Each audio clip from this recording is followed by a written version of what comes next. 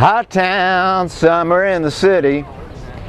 Lines of that song are running through my head as I'm scouring the bulletin board at the Antioch College Student Union looking for a ride to Chicago. Yes, there will be heat in Chicago. What a field day for the heat. My head's become a jukebox. Heated in the sense of police. The police have been gearing up for this for months, ever since Richard Daley decided not to issue permits. And there's also going to be emotional heat in Chicago. We know that. Now, I didn't need any invitation from Abby Hoffman and the Yippies to attend the Democratic National Convention in Chicago in '68. My motivation had been growing for months. I mean, who in the Democratic Party was saying something, was taking a stand against the war? Okay, Gene McCarthy stepped up. And yes, I supported his candidacy, but I really didn't think he had the stuff to win an election. And then when Bobby Kennedy announced his candidacy, it sort of blew Gene out of the water. Now I must admit, when he declared his candidacy, I did get pings of nostalgia for the days of Camelot. But his brother had really gotten us more involved in the war in Vietnam, and Bobby wasn't saying anything definitive about getting us out. And so I was less than thrilled. I was horrified when he got assassinated, but I was even more disquieted by the void that left. The void that left in our political process, and then into which stepped the candidate apparent, a mealy-mouthed political hack named Hubert Humphrey. I was livid. So as in the past, I went to Washington, D.C. with lots of other people. I guess with a head full of hope that we can change things. Maybe it was idiotically naive hope. Now I'm going to Chicago with a heart full of dashed hopes. I'm pissed. I want to disrupt things. So I find my ride, get there 2 days before, and day one before the convention, we're at the official gathering spot, which is Lincoln Park. Summertime in Chicago, Lincoln Park, there's a breeze. It's sunny. It's a beautiful day. And yes, a crowd is gathering, but everybody seems to be relaxed. Everybody seems to be just enjoying themselves. And there's music in the air, and oh my God, there on the grass is Phil Oakes, the folk singer who wrote I Ain't Marching Anymore and Outside a Small Circle of Friends, just sitting there playing his guitar.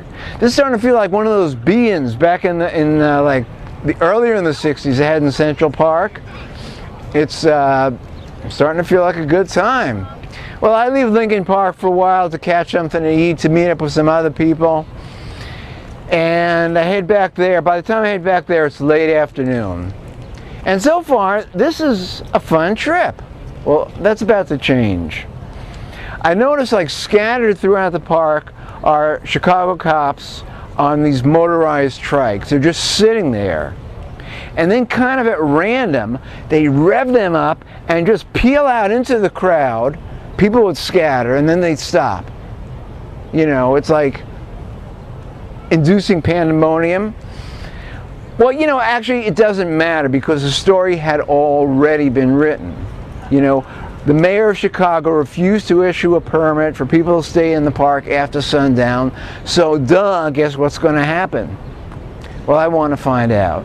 So as dusk falls, besides these cops on trikes sort of disappeared, and a line of police start forming on the far side of the park by the lake. And as dusk falls, they start moving in. And billy clubs are swinging, and tear gas is dispensing. And I'm moving back, and I got my mouth and nose covered, and I'm watching the people who were maybe stupid enough not to move fast enough being beaten. I mean, brutally beaten. It was like no restraint. And I continue moving back as they move forward, and I see out of the corner of my eye there's a classmate of mine in a tree.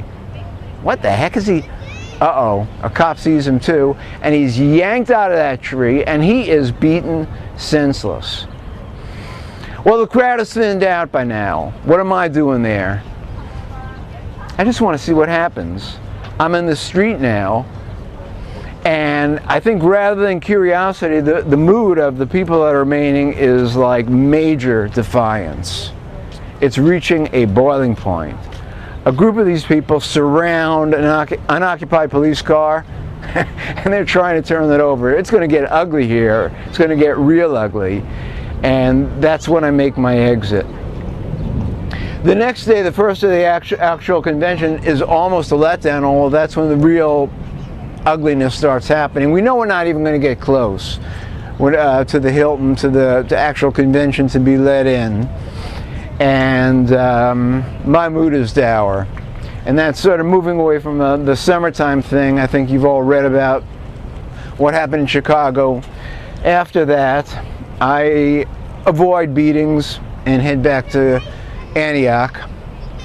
And I guess the only thing that came out of it that I considered positive was that the show included us in the street, and I think the phrase "the whole world is watching" came out of that. So that's my summertime story, but I'd like to just flash forward 30 years to President Obama's acceptance speech in Chicago, in which I'm feeling elated. I really got hope. I think things are going to change. Well, that has changed. I don't want to stick on a summertime theme. He means well.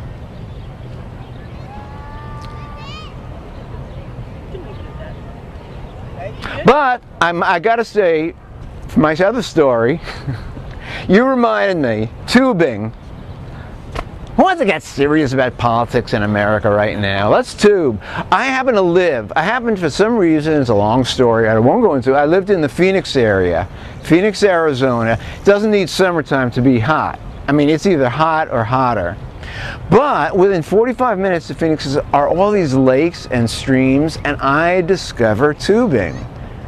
And it is incredible fun. I mean, I go with a group of people. We got a tube dedicated to a cooler of beer. And I think, I'm prepared. But I didn't remember to sunscreen my legs. So we're tubing, and it's a long trip. And, drinking the beer, and I'm washing my thighs, and it's like watching two roasts in the oven. So it was fun, but painful. Lovely image. Thank you. Thank you.